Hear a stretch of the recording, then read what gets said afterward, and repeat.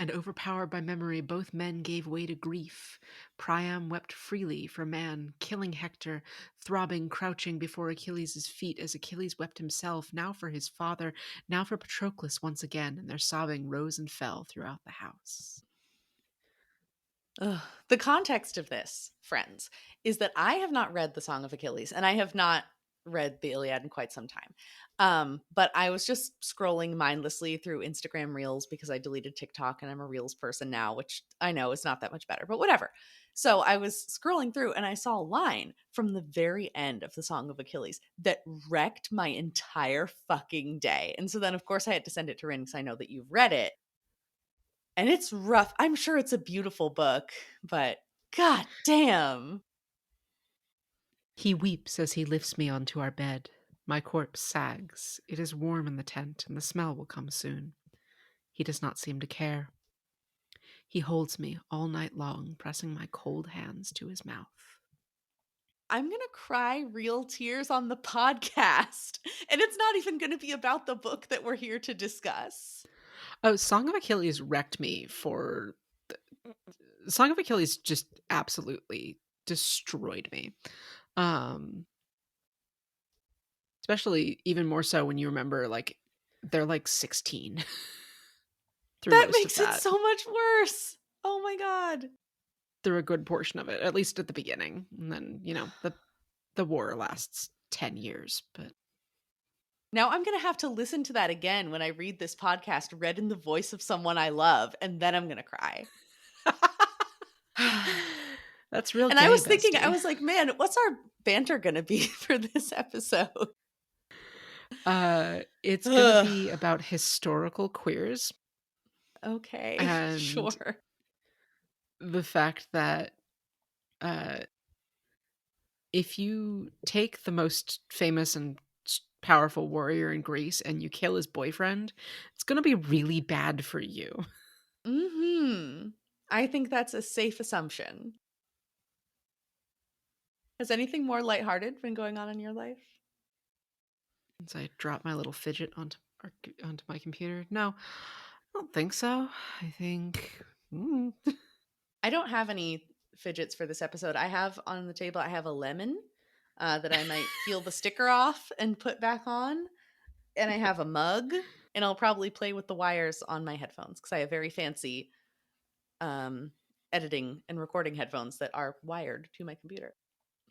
Yeah, I still make do with Bluetooth, which I know is not quite as good, but that is where I'm at. That's fine. It puts your wonderful voice directly into my ears, and that's what's necessary. Speaking of your wonderful voice and of historical gaze, there's some very gay moments in these chapters. Normally I do my reading a little bit further ahead before we record. I try not to do it the same day, but I had a migraine yesterday. I was feeling like crap, so I didn't do it until this morning. And I was reading my tea, and it's pretty normal for me to message you multiple times. I'm sorry, you were reading your tea? Fuck. I was reading and I was drinking my tea. We'll leave that in because you know what? This is character. It's the humanity. It's how you know this podcast wasn't made by AI. Sam read the gayness in the tea leaves. Yeah, you know what? Sure, let's say it was that. No, but I was reading my book and drinking my tea. And it's not unheard of for me to send you many messages in the wee hours of the morning. But before 7 a.m., I had sent you multiple things in all caps about the gay shit that happens in these chapters. I was thrilled. So yeah, we're going to have a lot to talk about. I woke up this morning, I went to go take a shower, and then I come back to like 7 messages in all caps. It's like 6:30. Listeners, what the fuck? I'm not gonna apologize. I don't have anything to apologize for.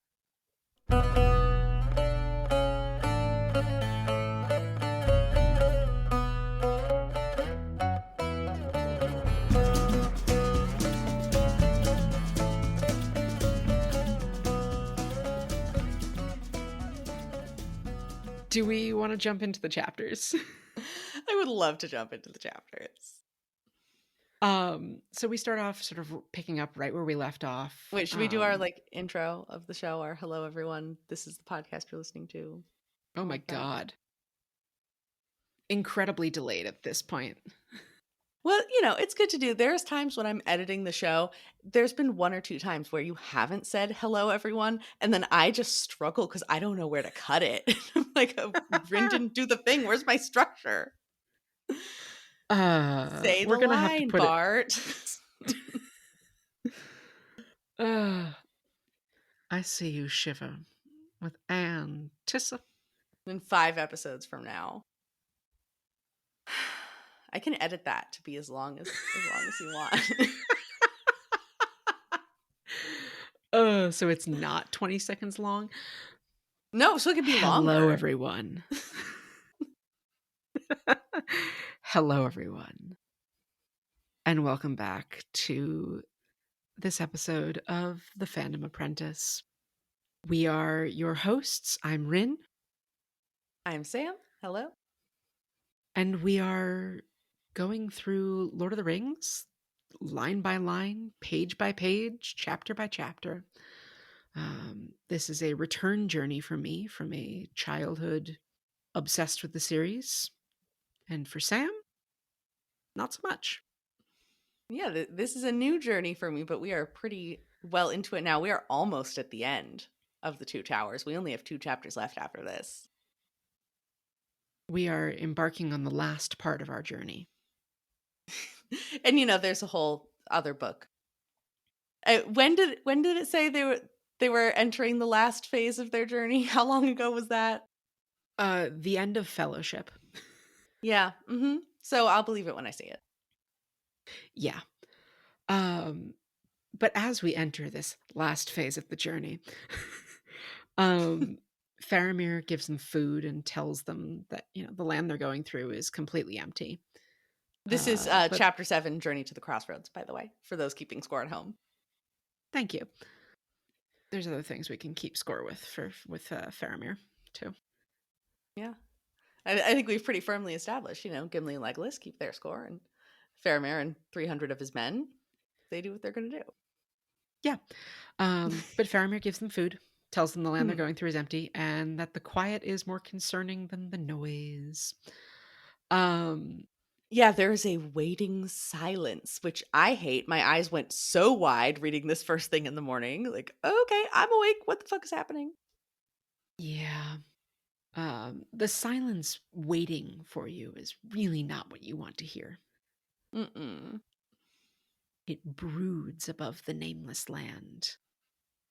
No, thank you. Also, it notes that he hasn't slept since the battle, but doesn't seem tired because he's fucking superhuman. And I read that line and went, so you're telling me he went all night?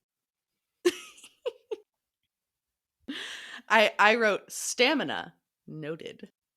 Good to know we're on the same page. We are on the same page about everything, bestie. This is why we're such a good team. Page 694 specifically.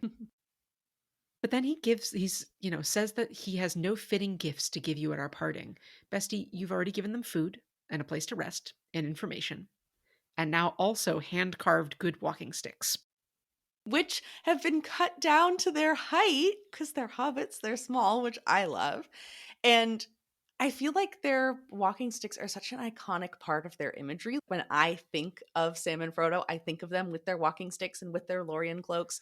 And now I'm seeing them get those items, which is really cool.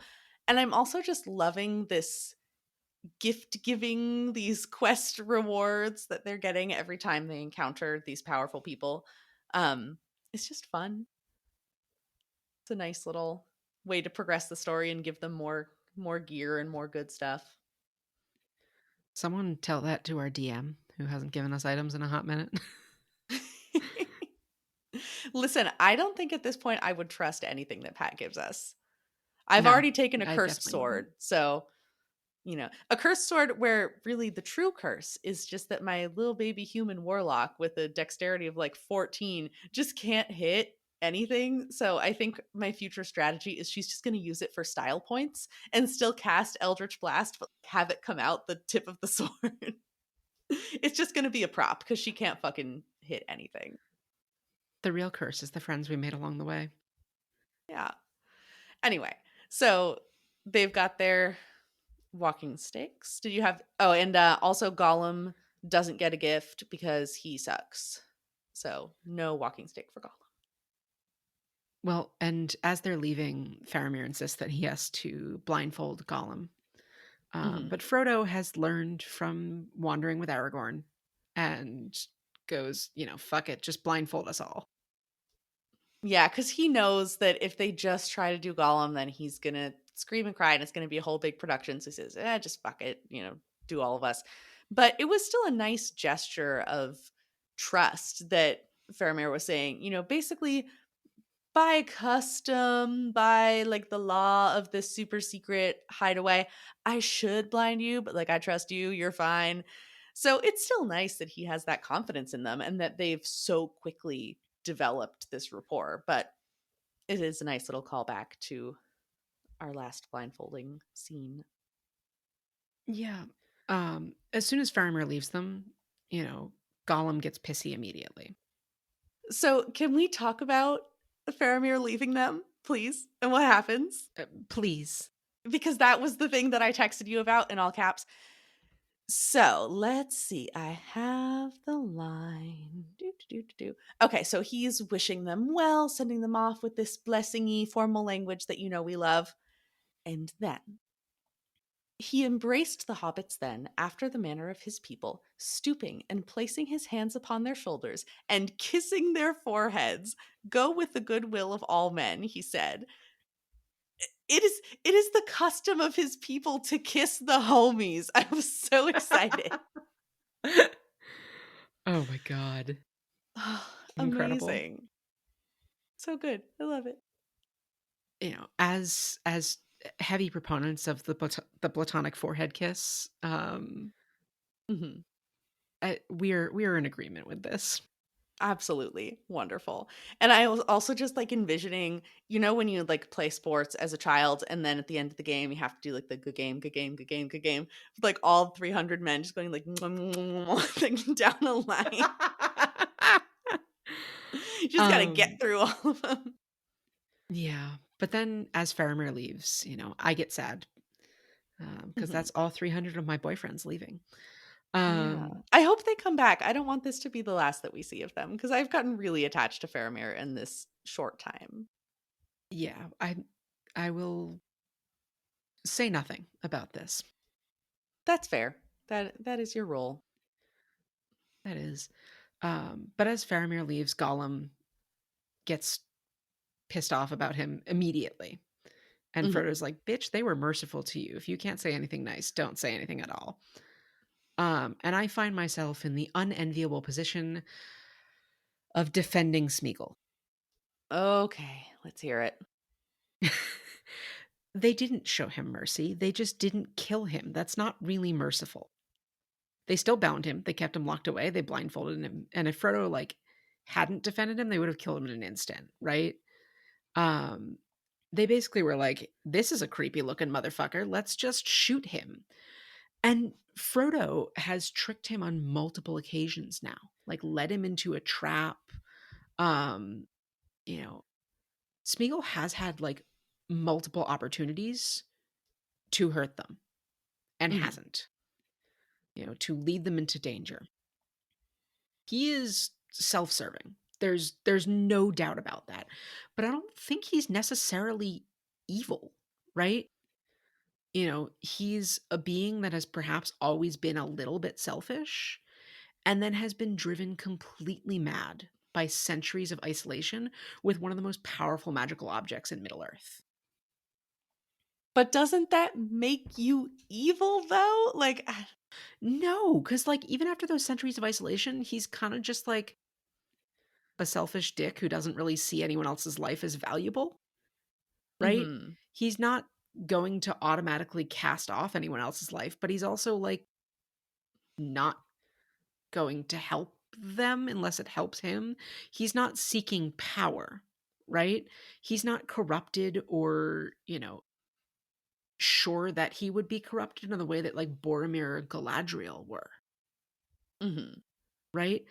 And there's a line in the next chapter too where it, reminds us that he is essentially a hobbit, right? He is just a twisted version of what Sam and Frodo are. Mhm. Frodo points out in the next chapter, like, it does Smeagol no good for Sauron to get the ring. Um, Smeagol just wants to go back down into the fucking dark and catch fish. Yeah. So, you know, I think, to paraphrase Gandalf or to nearly quote Gandalf, he is a pitiable creature. I He, suppose you're right. certainly can't necessarily be forgiven for murdering his cousin for the ring. But even then, was that the call of the ring in the first place? And see, now I'm trying to decide, as long as Smeagol exists, the part of his personality that is original to him before the ring, that, I sort of am thinking of as like his soul. As long as that exists, I feel like, it's probably fair to, still consider him a person, not consider him totally lost and fully corrupted and evil. But then it's like the part of his personality that is Gollum, is that still him? Is he accountable for Gollum's actions? I I don't know. I still hate him. I still think he's annoying as fuck and he's still not nice, but you are challenging my perception of him as a totally lost cause. That's my job. Um, he's not nice, but to be fair, Sam has never treated him nicely. Frodo treats him nicely in almost exactly the same way as Smeagol's attempting to treat him nicely. Just Frodo hasn't spent as much time with the ring yet. Frodo is treating Smeagol nicely because it serves his purposes. Mhm. Frodo is using Smeagol in the same way Smeagol's trying to use Frodo. Yeah. And also, like, what is it about Smeagol that is so distasteful that just makes us hate him instantly? Is it just that he looks different and acts different? Yeah, he's weirdly obsessed with the ring, but is understandable because of its corruption and, wanted to kill um I almost said the wrong hobbit. Wanted to kill Bilbo back in the Hobbit, but like Bilbo also kind of just like broke into his house and stole his thing. So like that's kind of, from his perspective, kind of understandable. He's become something that's unrecognizable to other hobbits, but like I guess he's still a person. I guess. Still an annoying person who I'm allowed to not like, but I can recognize if I am perhaps judging him too harshly Yes. or unfairly. Anyway, um, I'm not going to claim that he's a good person. He is No, I don't think certainly anyone a can claim that. self-serving creature. No. He, he is only helping them insofar as it serves himself for now. Mhm. But he is still helping them for now. But anyway, they walk 7 leagues that first day, which is 21 miles or almost 34 kilometers. That's impressive. That's a lot. That's a lot of hiking. And we get a description of the plant life because it's now early March. They met Faramir on the 7th. Mhm.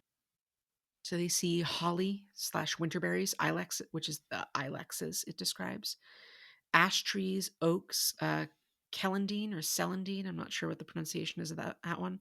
They're little like yellow wildflowers. And Mhm. then it said anemones. And I was like, ooh, damn, Tolkien's putting in some truly fantasy shit out here. Anemones in the air, because I thought he meant like sea anemones with like, No, they're a clownfish. flower. Yeah. No, there's a type of wildflower called an anemone. Hmm. Anemone? An anemone? An And anem anemone. Fuck. Anemone. Finding Nemo is a good movie. I watched that. I watched Finding Dory in the theater with my ex. Oh Um, yeah. and we were the oldest people in that theater, not accompanied by children. Um, she looked over at me at one point and was like, I saw the first one in theaters. What? And I did too. I also saw Finding Nemo in theaters. Um, so, to look around at small children and be like, how many of these children's parents had even met at that Mm. time? How many of these children's parents are, roughly analogous to my age? This is not related to Anemones or the book at all, but it's making me think of my own sort of parallel. I am the wrong demographic for this movie experience, also with an ex. When I was in high school, we were with like my whole family had like piled in the minivan and everyone was going and seeing different movies but like at the same time. So my partner at the time and I were also with them, and so we went off to go see Monuments Men, which was this movie about like Nazi art theft during World War II and like some American soldiers trying to get the art back. That is the wrong movie to try to make out with your high school partner during. And we were the only people in that theater who were not like 50-year-old men. I was like, this is not, we maybe picked the wrong film. It was a decent movie, but it was not exactly a date vibe. Fair. Well, now that we've settled the anemone issue, one of the things that they do note about this land, other than the plants, is that there are no animals. Mhm. Just like Faramir said, it's fucking quiet out here. Yeah, And it's that's upsetting. terrifying. Yeah, Yeah, that's and that's not good. they're sort of sleeping in shifts because they're fucking exhausted. And Gollum wakes them in what from because this is like kind of like Sam POV mostly. It's fuzzy, but Gollum wakes them during what Sam perceives to be the middle of the night. And I was like, what's the reason that he's getting them up in the middle of the night? Like, what the fuck is going on? What is this danger? No, it's not the middle of the night. The day is getting darker instead of lighter. And that's also not good. Fucking solar eclipse core. Yeah, but in a bad way. As they're, scrambling through the territory here, they climb up a hogback, which I had to look Mhm. up. Um, I did not look that up, so a can you explain what a hogback is? It is a long, narrow ridge or series of hills with a narrow crest and steep slopes of nearly equal inclination on both flanks. Hmm. So it's essentially a ridge running down a hog's back, but it made me think of, Terry Pratchett and or Turtle Island or Hindu mythology of, Discworld or, you know, or the world itself, like resting on the back of a turtle. Mhm. Um, so I'm here thinking, Arda is carried on the back of a hog instead. Listen, if it works, it works. It's pigs all the way down. Yeah, so they keep going. Gollum is insisting that they need to get to the crossroads. Not entirely I'm not entirely clear why. I don't think it really matters why. This is just the place that Gollum says they need to go. And so they continue on their journey, and Gollum keeps disappearing and coming back, and they're falling asleep and waking up. And then I didn't really have any particular notes until we get to this statue. I have a few notes just before then. Yeah, let's hear it. During a couple of the periods of, wakefulness and restfulness, I didn't note again. I did not pay as much attention to time as Tolkien is here. No one pays as much attention Um, to time as Tolkien. It's okay. that's fair. Usually, I try and make note of it just for our own purposes, but um, I also was What did doing we my reading say? Uh, last minute today. Time only matters when it matters. Yes, Uh, but Sam at one point says, where there's life, there's hope, as my gaffer used to say, and needle vittles. And I was sort of thinking about this, and also about your comment episodes ago, um, about your preferred form of pride celebrations to be picnics and protests, Mm-hmm. and also about a tweet that I read today from Left at London, who is a trans recording artist, and Fun fact, my they were roommate is saying friends with her. she's very fun. I like her music. My claim to fame. Is, Anyway. you can be realistic about the gravity of a socio-political situation without resolving to doomerism. In fact, it's absolutely necessary that you do both of these things in tandem. The world is getting gradually less safe to live in, yes, but we're still alive, so there's hope. We still have the opportunity, so we can't let it go by. We do these things out of love for each other and out of desire for the life we know we can have. Mm. And I think about that a lot. As terrible things happen in the world, as long as we're still alive, there's hope. As long as we can still come together, even if that coming together is only taking the form of breaking bread and putting smiles on each other's faces, even for a short period of time, there's hope.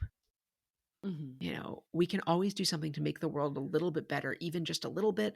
And sometimes that little thing that you do is just taking care of yourself and your direct community, your housemates and your loved ones, feeding them, making sure that they have the strength to get through another day. Anyway, that was just sort of my thought on, you know, Sam's need for hope and also food, because those things are connected. Yeah, I like that. One of the other wake rest cycles, at one point, Gollum wakes them up and tells them it's time to go. And it's, late in the afternoon, but it's completely dark.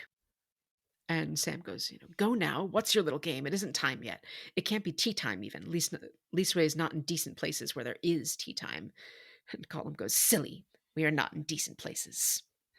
No, you are fucking not. Yeah, sorry, Sam, but that's not exactly an appropriate parallel. But yes, the statue, as you were saying. Yeah, so they encounter this statue of some king. I don't know if they specify who it is or if it was just not super clear to me. Um, but it's been defaced. Its head is knocked off and it's been replaced by this big rock with a single red eye painted in the middle. I wonder what that could be referencing. Um, and then I think there's also like orcish graffiti on it too, like some writing. Yeah, something like that. Yeah. Um, yeah, so there's that nice welcoming sign to the crossroads, but then also they find the head of the statue on the ground, and I think it's Sam who points out the king has got a crown again, because growing on the head in the crown area is all of these little leaves and vines and flowers. So we have this creepy, terrifying, defaced statue, but then also this little glimmer of hope, even if it's on a beheaded rock. Well, and then the way it's written, it's almost implied that like the last light of like golden hour is shining on the flowers, so it looks like a glimmering crown again. Mhm. And Frodo says they cannot conquer forever. Yeah. Again, as long as we're alive, there's hope. Yeah, and then that's the end of the chapter. These are both pretty short chapters. It goes straight into the stairs of Cirith Ungol, unless you had anything else for the end. No, just it's getting real dark and fucky, and it's only going to get worse from here. Um, so I hope you enjoyed our very brief period of being horny on Maine about Faramir at the beginning, because we're not going to do that again for a hot minute. Yeah. I feel like the difference between this experience that we're having now and back when they were in the Brownlands, because we were talking a lot about how bleak that was, that experience was just kind of empty. That was a void. This, now that they're here, is just filled with creeping dangers around every corner. There's more of like a presence to it, this stressful unknown, as opposed to just like, welp, there's nothing there and it's depressing. It's you don't know what's hiding in the shadows. Why is it getting dark? Why is everything silent? There's more tension building here, and it's very Mm. effective. Yeah, and Smeagol keeps pointing out that they're in danger. Every time Mhm. they sit down to rest, Smeagol's like, "Why are we sitting here? We should not be sitting here. Let's fucking move." Mhm. Um, as we go into this next chapter, like he's getting hasty enough that Treebeard would fucking punt him into the next county. But also, I don't know if this is just a result of having to survive in such harsh conditions for so long, or his familiarity with the area. Um, but he's proving his worth here, as much as I hate to say it. He's an asset. Left to their own devices, Sam and Frodo would rest because that's just in their nature. It's what they would do. But Smeagol is really keeping them moving along. That's how you can tell I'm really being generous, is I'm calling him Smeagol right now. So like he's he's getting some points in my book, sadly. But Well, one and of the oh yeah. well, one of the lines as we go in, left, as you said, left to their own devices, they'd rest. It says, Frodo's head was bowed, his burden was dragging him down again. As soon as the great crossroads had been passed, the weight of it, almost forgotten in Ithilien, had begun to grow once more. I had also highlighted that line because we, like I had said before, the POV in these chapters is kind of fuzzy, but they're very Sam focused. We don't really know what Frodo is thinking. He's not talking a lot in these chapters. He's really withdrawn into himself. And then, basically, immediately after I wrote that line in my notes about not knowing what's going on with Frodo, he has this terrifying little blackout. I wrote down the line. Frodo felt his senses reeling and his mind darkening. Then suddenly, as if some force were at work other than his own will, he began to hurry, tottering forward, his groping hands held out, his head lolling from side to side. And then he kind of snaps out of it Mhm. afterwards, but like, what the fuck is going on? I don't know. I genuinely don't know how to interpret what is. I can't guess what's happening inside of his mind right now. I mean, as is sort of hinted, the ring is really pulling at him right now. Um, which makes sense. They're approaching the city of the ring wraiths, which is a center of its power. You know, so many of those that it has directly poured its energy into and poured its corruption into are centered here in Minas Morgul. Hmm. But pulling away from this, uh, you know, exhausts Frodo because Sam and Gollum have to pull him back from stepping on a bridge, Yeah. and then down to hide in the chasm below, um, in like the riverbank. And as you know, they finally like manage to sort of get up and get moving again. There's a cry from the city and blue fire from the tower, and a giant Hmm. fucking army comes marching out. Yeah, after all of this just ratcheting up tension, it literally explodes. The tension breaks in the most terrifying way. They are cowering. There's a huge army and all of this, scary shit. And I have a quote about that, but that's maybe for a little bit later. Um, Heavy low brass hits in the soundtrack. yeah. Um, it does say they're all clad in sable, which I know here is referring to the specific color, like the dark brown or black color, and not the super expensive fur of the Asian species of marten. Um, but I'm kind of amused by the image that Sauron clads his entire army in these super expensive fur coats. That would be really hilarious. Also, like, part of the reason they're expensive, martens are not large animals. So, because I'm always thinking about textiles and the people who make them, because that's very important to me, I am just imagining fucking orcs in little sewing workshops just stitching up these little tiny marten pelts to make into cloaks. for like the thousands of soldiers, and they're just sipping their little tea that's like boiled dwarf blood or whatever, and then just, gossiping and doing their sewing. That's a strange and delightful image. Oh, Gronk, are you using a whip stitch on this? Exactly. If I knew more orc names, I could come up with more funny jokes, but names are not my strong suit. I just made shit up. You just have to have a couple of hard vowels or hard consonants in there and like a round vowel and you're fine. Yeah, say it with confidence and it works. But Mhm. anyway, so yeah, No, by all means. okay. So the army is, issuing forth, and the ring is telling Frodo to put it on. And I had initially written down that he's finding it easier to resist now, but that's not true. That's not a correct interpretation of what's happening. Frodo is so heavily dissociating right now. He is so far removed from himself that the ring's influence kind of feels less like something that's in his own mind, because he's not even in his own mind. It just feels like this external, battering ram trying to get at his consciousness, but he can kind of push it away. But then also, he's reaching for the ring without even realizing that he's doing it. So there's this hijacking of his body, there's this dissociation happening. He is just super fucked in the brain right now. Yeah. Um Also, who's at the head of this army, Sam? That was not so it's the king of the ring wraiths, but Mhm. it's it's not Isildur didn't become a ring wraith, did he? Because that was kind of how I No. was. Okay, thank God.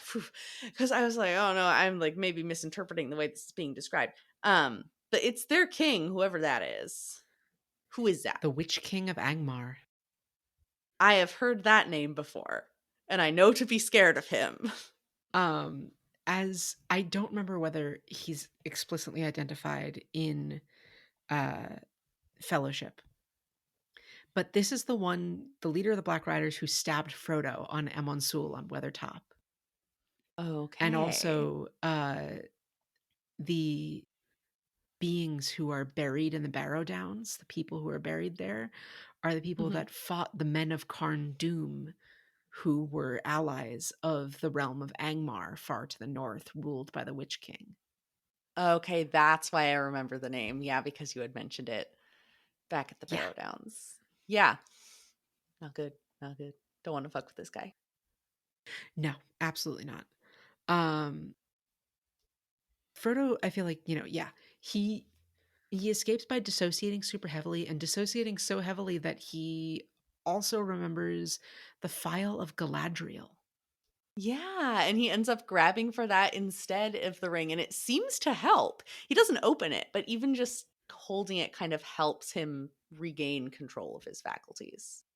Right. It holds water from Galadriel's fountain that captured the light of Yerindil's star.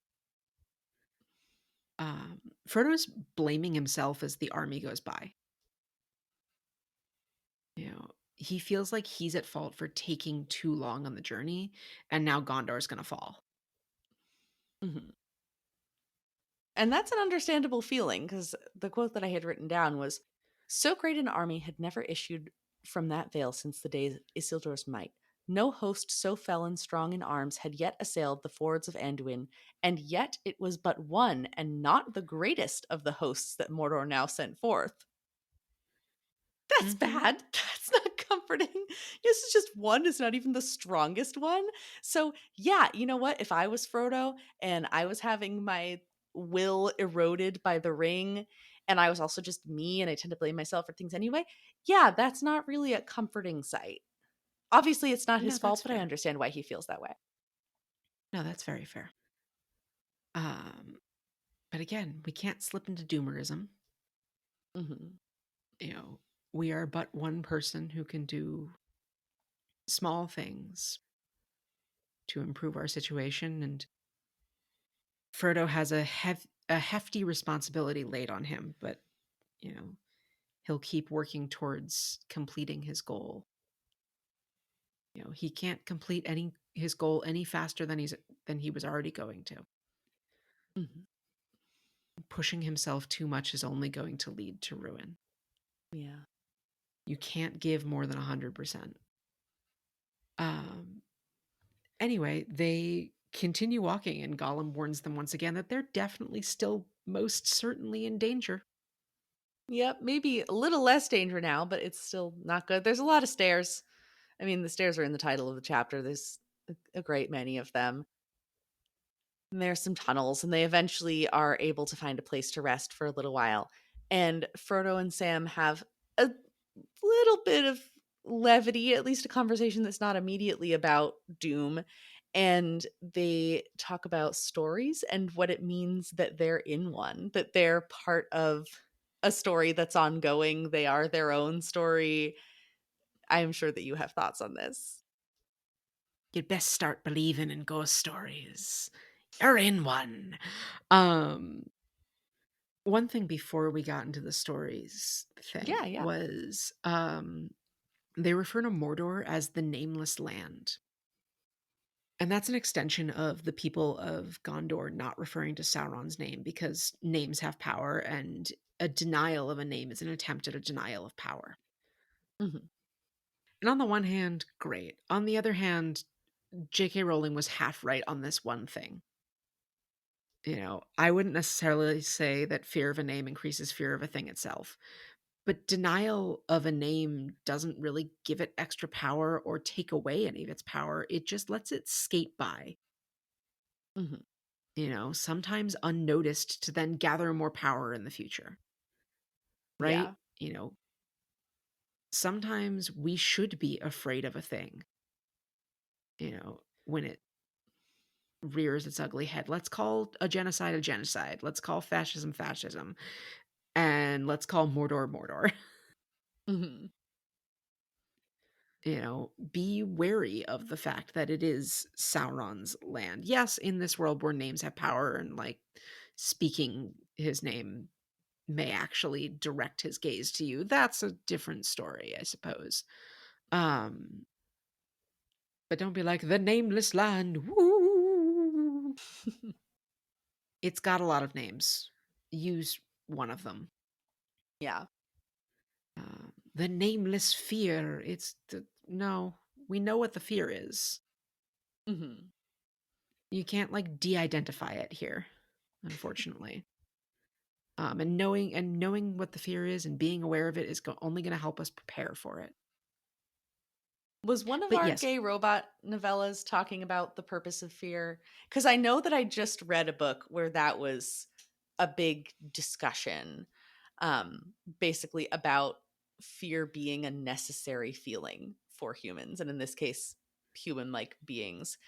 And that it's something that we try to avoid feeling because obviously it's uncomfortable, but it's there to keep us yes, safe and teach us things. Because I've read so many books in the last week. We read 3 books for book club this month.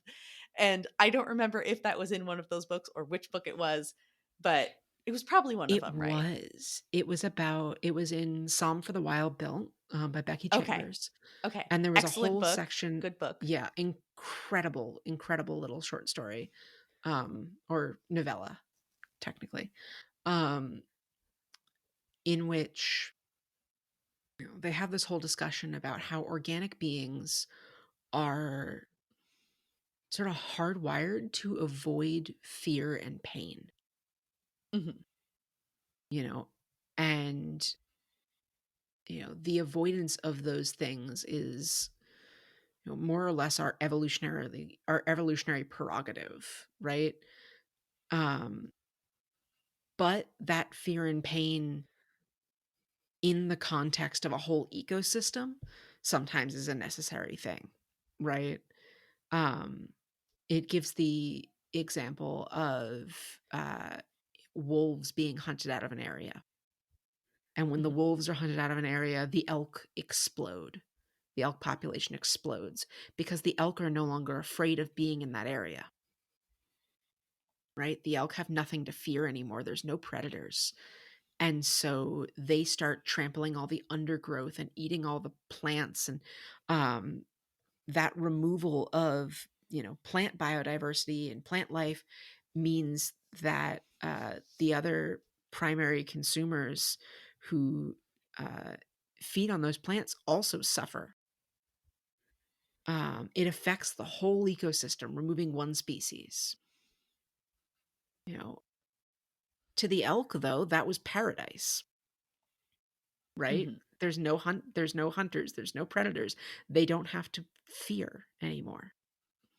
But in terms of the whole ecosystem, the fear of the elk served a purpose.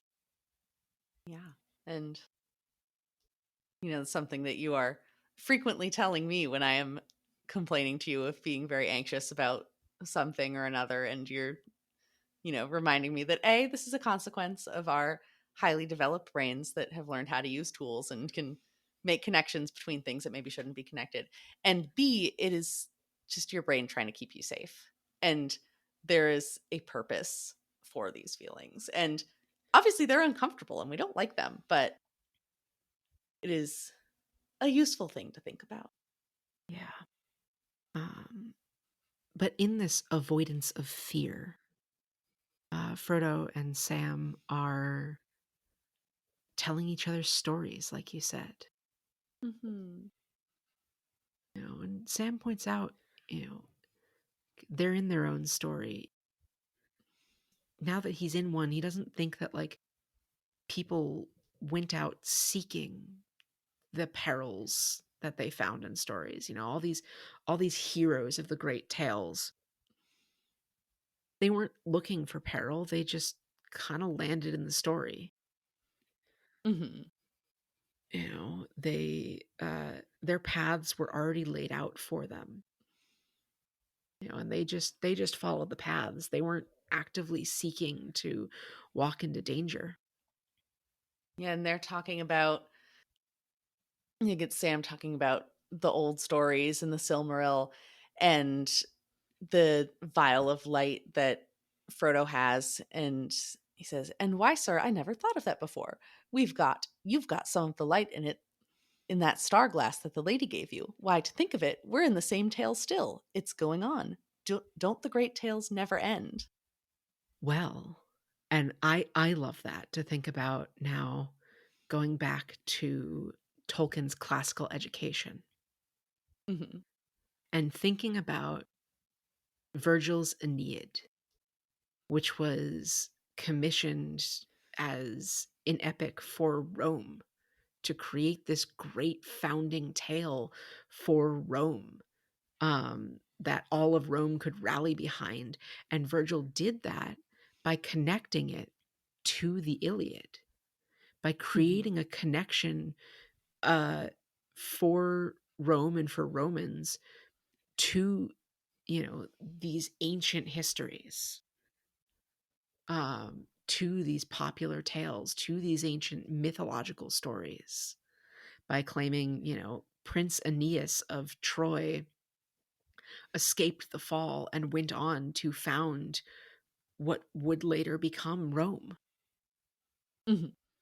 um, or like Snorri Sturluson in the Prose Edda claimed that the Aesir were actually from Troy as well. Oh, I didn't know that. Yeah. Um, and again, that's because Snorri was a Christian and he couldn't claim to like believe in other gods. So they were just great and powerful heroes and sorcerers and things. Um, but then it connects people to old stories that they might know about, right? Hmm. Um, it's helpful to be a part of that story. It's helpful to have an identity to wrap yourself up in, um, to feel like these great heroes are at your back, that you are a successor to them. But in this case, I have another line, Frodo saying, "You and Please. I, Sam, are still stuck in the worst places of the story, and it is all too likely that some will say at this point, 'Shut the book now, Dad. We don't want to read anymore.'" They're at the point of the story where, because they're in it, they don't know how it's going to end. If you have the comfort and the luxury of having a story told to you by the fire, which is they're imagining, their children one day, which I am imagining it is their children they are raising together, but whatever. They're imagining that some children someday are asking to be told this story of their adventure. And in that case, they know that the story has an end. It's completed. But there's lots of stories that are erased before anyone knows they even happened because their main characters died because the people went on the adventure and didn't come back. So they don't have the comfort of knowing that there is a happy ending. They're just stuck in the worst, most miserable part. Hmm. On a slightly brighter note, I have a similar piece of commentary on that. Um, I remember when I was graduating high school, one of my trumpet teachers looked at me and went, like, you're going to hear a lot of speeches, uh, talking about how, like, oh, this was the best 4 years of your life, or you're about to enter the best 4 years of your life. Ignore all that. He goes, don't enter in with a mindset that this is the best 4 years of your life, or that it's the worst 4 years of your life, or that any period of your life is the best or worst of your life, because your life isn't over. And until it is, you can't point at any one section of your life and say, this was the best or this was the worst. Particularly, say that you can't say that, like, this was the best period of my life, because things can always be better. You can always make something better, right? Don't look at something and be like, nothing will ever be as good as this. Hmm. Look towards hopefulness in the future and think there will be many times just as good as this. I love that. Anyway, similar vibes. We're trying to be very hopeful here, and that's because, at least for me, I feel like the news the last couple of weeks has been really fucking depressing. Yeah. Um, anyway, Well, if we want um, another hopeful, happy moment to sort of wrap things on, I think it's going to be a shorter episode because these are pretty brisk chapters. There is one mhm. more gay thing that happens that Please, I know you want to talk sim- about this. yes, of course I want to talk about this. Don't you want to talk about it too? I do, but I know you sent me a whole fucking screenshot of this section. Well, yeah, because I was reading the physical book, and so I just sent you a picture and cropped it down to this paragraph. So they've finally found a good place to rest. They've had their whole conversation about stories, and Sam is really trying to convince Frodo that he needs to sleep. And let me see what chunk of this I can read that will not get us in trouble. Um, Not end up with a okay. Spanish Inquisition in addition to a Russian one? Yeah, so he's saying, we can't trust Gollum because he's off doing some bullshit. He's disappeared for the moment. Not but what it would be safe for you to have a wink now, master. Safe if you lay close to me. I'd be dearly glad to see you have a sleep. I'd keep watch over you, and anyway, if you lay near with my arm round you, no one could come pawing you without your Sam knowing it. And then, Frodo agrees to sleep, and he, lays his head in Sam's lap. And so Gollum found them hours later when he returned, crawling and creeping down the path of gloom ahead. Sam sat propped against the stone, his head dropping sideways and his breathing heavy. In his lap lay Frodo's head, drowned deep in sleep. Upon his white forehead lay one of Sam's brown hands, and the other lay softly upon his master's breast. Peace was in both their faces.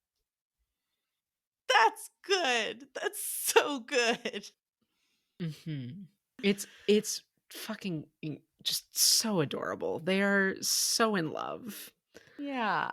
Um, I do also love the section directly after that, right? Yes, please. Gollum Oh, looked at yeah. them. Hmm. Hmm. Mhm. A strange expression passed over his lean, hungry face. Um, A spasm of pain seemed to twist him, and he turned away, peering back up towards the pass, shaking his head as if engaged in some interior debate. Then he came back and slowly put out a trembling hand. Very cautiously, he touched Frodo's knee, but almost the touch was a caress. For a fleeting moment, could one of the sleepers have seen him, they would have thought that they beheld an old, weary hobbit, shrunken by the years that had carried him far beyond his time, beyond friends and kin, and the fields and streams of youth, an old, starved, pitiable thing. Mhm. He's a hobbit. And we knew this, but like, he's a hobbit. And you know what this is? You know what this is a perfect example of? The magic of friendship theory. Uh huh. Because, yeah, they haven't exactly shown him the most kindness. Their relationship is very tense, as it should be, because again, Gollum sucks and I hate him. But this is the most kindness that any creature has shown him in probably fucking hundreds of years. I don't know how old he is. He's old. And being able to just be around hobbits who are trying their best to live their regular life and witness moments of tenderness between them, that is going to reach all the way into his cold, shriveled little heart. Well, and then you know, people being polite and yet not polite. Sam notices him as Sam wakes Mhm. up and sees Gollum and goes, where have you been? You know, you were sneaking around. And Smeagol's sneaking, sneaking, he hissed. Hobbits always so polite. Yes, so nice hobbits. Smeagol brings them up secret ways that nobody else can find. Tired he is, thirsty he is, and he guides them and searches for paths, and they say, sneak, sneak. Very nice friends. Oh, yes, my precious, very nice. And Sam apologizes. He goes like, sorry, that was over the top. But where have you been? And then Gollum goes, sneaking. They also, back when they're having their conversation about stories, they wonder about his inner life a little bit because they're saying, I know that Gollum back in his day, he used to enjoy stories. I wonder if he considers himself to be the hero or the villain of this story. And they sort of call out to him, hey, Gollum, do you think you're the hero or the villain? And then something happens, they get distracted. But, there's a lot of connection between them in this chapter that I really was not expecting. Mhm. We're building up to something, and I'm excited to Oh boy. watch it all come crumbling down. Have I already told you what my Um, prediction is for Gollum? What I think is going to ultimately happen to him? Did we talk about this last time? you might have. Let's reiterate for the listeners Yeah. So if I and said this me. last episode, I apologize. I don't remember it. Brief tangent again. I listen to a lot of podcasts, and podcasters always say that they forget the things they say as soon as they leave their mouth. That's really true. I have no idea what I said last time. But my personal theory about what's going to happen with Gollum is he's going to have some moment to make some big heroic self-sacrificing choice.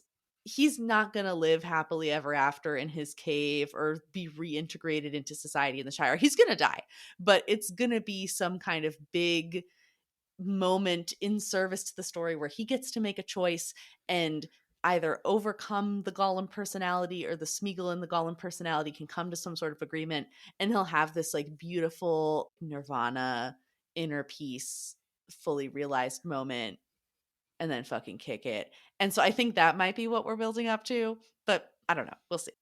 A fully realized hobbit. A joke for just me. I mean, considering how terrible we are to halflings in that game. Woof. I fully had a last little piece. Um, oh, the other Sneaking. thing is Mhm. they're sneaking, as they are all sneaking up, they notice there's a tower, like another tower over the pass that Gollum is taking them through. Mhm. And they're like, "You didn't tell us this place was guarded." And Gollum's like, "Everywhere's guarded, dude." Yeah. I told you this. This is just the least guarded. Hopefully. Maybe. Good luck. Yeah, you'll find out. Um, yeah, and Frodo, as they all wake up, kind of tries to tell Gollum, like, "Well, you lived up to your end of the bargain. You got us here." And Gollum goes, "Oh no, we are. You will not find it from here. Let's keep going." Yeah. And that's where we end the chapter. Um, Anything else? This was a real roller coaster. It went from kissing the homies to Gollum's unexpected rich inner life. I really was not thinking that we were going to get to this point of thinking of him as a person with complexity and depth, I guess. But It's almost I like like that. Tolkien's a really good writer. Yeah, no, I like that this book is continuing to surprise me because even though I've accepted that I'm here on this journey to learn things that I didn't know, just because Lord of the Rings is such a huge pop culture presence, I still feel like I have my own preconceived notion of what all the characters are like, just from their vague sort of cultural identities. So I keep being surprised when they're a lot more complicated than that because I think that I know what to expect from them.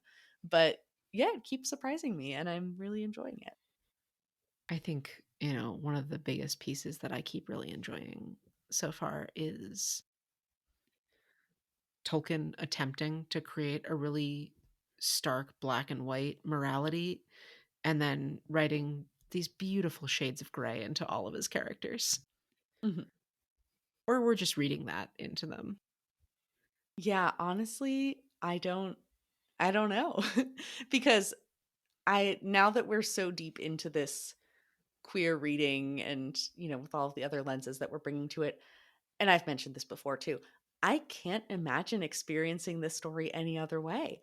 I don't know if I could view any of these characters as black and white, even if I have my grudges or my favorites. Um, I just think this is such Mm. like a rewarding way to experience the story. And that's the really interesting thing, I think, for you coming at this as an adult. Mhm. Whereas I'm returning to this. And it's very fun to come back at this and uh, read in all of these little pieces of queerness and um, gray morality. But also, I'm, remembering reading this for the first time and, like, you know, even then, kind of starting out essentially where you are with, like, Gollum sucks, but also because I was a kid, Gollum is evil and irredeemable. Mhm. And then kind of getting to this point and being like, actually, he might be redeemable. Yeah. Um, Yeah, it's really interesting to, like, think back to where I was as a kid reading this as we're reading through now. Because ultimately that was sort of the point of us starting this podcast, is to think back to pieces of foundational media in from my childhood that you have not experienced. Mhm. Um, and dig deeper into that now as adults with our backgrounds. Yeah, also I think just the pace that we're going, which is so slow, really helps because I was a very fast reader as a child. My Oh self-worth was yeah. dependent on how quickly I could get through books. And even Oh if I god, was yeah. trying to read this now just on my own at my own pace and like reporting back to you and doing the way that we do other books where we just talk about them as we go, a lot of this would go over my head. Not just all of the context and details that you bring to my attention, but all of these subtleties. I might have just glossed over stuff if I was just sitting down and reading it cover to cover. I think that it's really rewarding this very ponderous pace that we're taking. And I'm in no hurry to get through it. When my dad was reading these to me as a child, we'd do, a chapter a night roughly. Um, and I would stop him at points and ask questions, and he'd have to, figure out answers on the fly. And I don't remember necessarily what I'd ask questions about. It was probably usually like, where's that on the map? What does this mean? What the fuck is a hog's back? Um, And of course, this was in the days before smartphones, kids. Mhm. If there's kids listening to this podcast, please go home. Stop. No. Swats you with a rolled up paper towel roll. I mean, when I see like a 23-year-old, I'm like, that's a kid. So like maybe in Fair. that sense.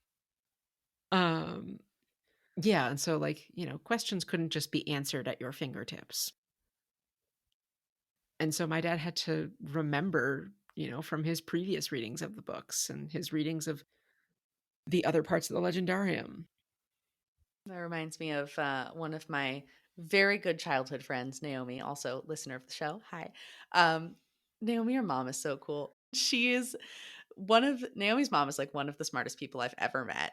And Naomi would tell me when we were little that if her mom was reading her a story or, just putting her to bed and she wanted to stay up longer, she would ask her mom these like really big philosophical questions or ask her to like explain something about ancient Greek history or like, I don't know, teach her the Hebrew alphabet or something. Just like some random esoteric thing that her mom just couldn't help but answer. And just like thinking of like all of these questions and deep diving and critical thinking, bedtime is the best time for that, because also you're just in kind of like this loopy sleepy state, but you want to stay up, and that's a good feeling. That's fun. It's a great time for stories. Mm-hmm. And that's what Frodo and Sam were doing, telling stories right before bedtime. Yeah. And that's what this is. This is a story for us at our bedtime. But no matter the time that you are listening to this, you obviously know that you can have access to our voices at any time by subscribing to our podcast.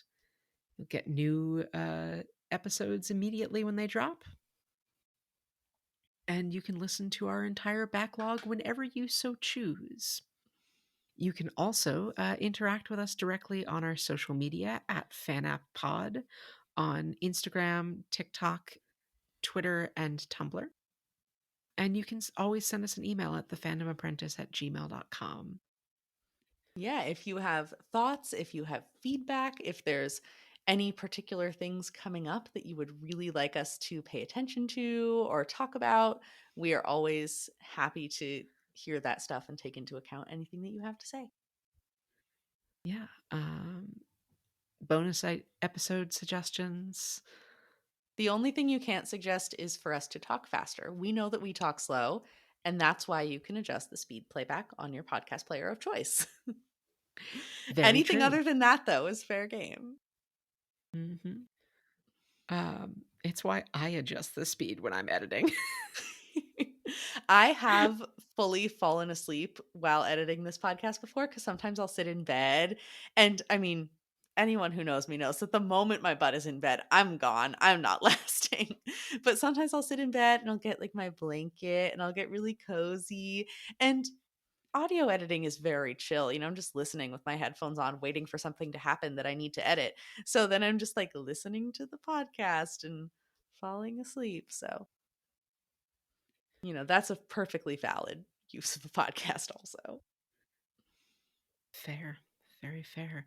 So, whether you listen to our podcast to fall asleep or on your commute or distraction at work or any other way, whether you're washing dishes, cooking dinner, whatever activity you're up to, we hope you have an excellent time with that. And we will be back in your ears in 2 weeks with the final 2 chapters of the Two Towers. We will see you all next time. See you Thanks so next much for time. listening. Bye. Bye. Patience. The Phantom Apprentice is produced and edited by Ryn Sam.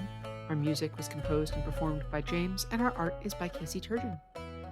This podcast is created for non-commercial entertainment purposes, and the opinions expressed therein are our own and are not reflective of the opinions of any other person or organization. The content discussed is the property of the Tolkien estate and is used here under fair use.